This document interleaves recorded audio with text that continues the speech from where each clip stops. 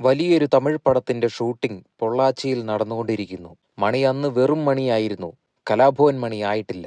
വീട്ടിൽ അച്ഛൻ കൂലിപ്പണിക്ക് പോയി കൊണ്ടുവരുന്നത് വെച്ചാണ് തട്ടിമുട്ടി പോയിരുന്നത്. അപ്പോൾ മണി സ്കൂളിൽ പഠിക്കുന്ന സമയമായിരുന്നു. എന്തെങ്കിലും പണിക്ക് പോകണം, വീട് നോക്കണം എന്ന ചിന്ത മനസ്സിനെ വല്ലാതെ അലട്ടിയിരുന്നു. അങ്ങനെയിരുന്നപ്പോഴാണ് നാട്ടിൽ നിന്നും സിനിമയിലേക്ക് ജൂനിയർ ആർട്ടിസ്റ്റിനെ എടുക്കുന്നു എന്ന വാർത്ത വരുന്നത്. അന്നൊക്കെ പ്രതിഫലം 50 രൂപയും ഭക്ഷണവുമായിരുന്നു. എല്ലാവരും പേര് കൊടുത്തു. കൂട്ടത്തിൽ മണിയും പേര് കൊടുത്തു. ഷൂട്ടിംഗ് ആരംഭിച്ചപ്പോൾ രാവിലെ തന്നെ എല്ലാവരോടും പൊള്ളാച്ചി ലൊക്കേഷനിൽ എത്താൻ ആവശ്യപ്പെട്ടു. രാവിലെ പച്ചക്കറിയുമായി വന്ന ലോറി തിരിച്ചു പൊള്ളാച്ചിയിലേക്ക് പോയപ്പോൾ മണി അതിൽ ലിഫ്റ്റ് ചോദിച്ച് കയറിക്കൂടി. പോകുന്ന വഴി ഡ്രൈവറുമായി മണി നല്ലപോലെ വർത്തമാനം പറയുകയും മിമിക്രി കാണിക്കുകയും ചെയ്തു. മറ്റുള്ളവരെ കയ്യിലെടുക്കാൻ മണിക്ക് പ്രത്യേകം ഒരു കഴിവ് തന്നെയുണ്ട്.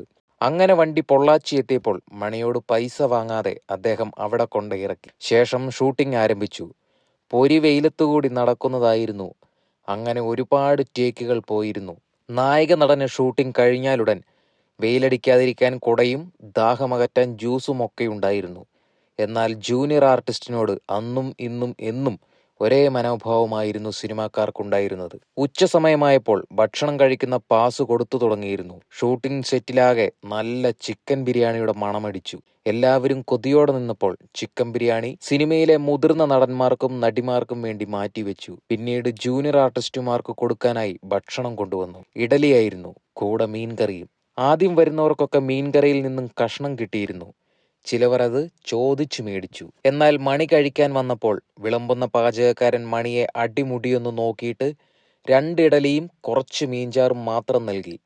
പകരം മീൻ കഷ്ണം മറ്റൊരു പാത്രത്തിലേക്ക് മാറ്റി. കൂടെ നിന്നവർ കാര്യം തിരക്കിയെങ്കിലും അവരോട് അയാൾ വളരെ മോശമായി ദേഷ്യപ്പെട്ടു. പക്ഷേ ദിവസങ്ങളോളം മണി പട്ടിണി കിടന്നിട്ടുള്ളതുകൊണ്ട് ഇതൊക്കെ നിസാരമായ കാര്യമായിരുന്നു.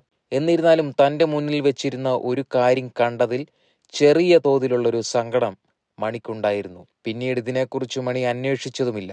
ഷൂട്ടിംഗ് കഴിഞ്ഞ് പോകാൻ നേരത്ത് എല്ലാവർക്കും കിട്ടുന്നത് പോലെ മണിക്കും 50 രൂപ കിട്ടി. അതുമാത്രമല്ല, ഈ സിനിമയുടെ സംവിധായകനെ പരിചയപ്പെടാനുള്ള അവസരവും അന്ന് ലഭിച്ചു.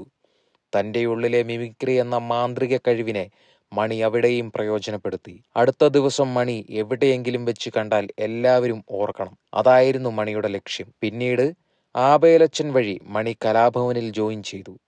തൻ്റെ കഴിവിൻ്റെ പരമാവധി പുറത്തെടുത്ത് ജനഹൃദയങ്ങൾ കീഴടക്കി. ഒരുപാട് സിനിമകളിൽ വേഷമിട്ടു.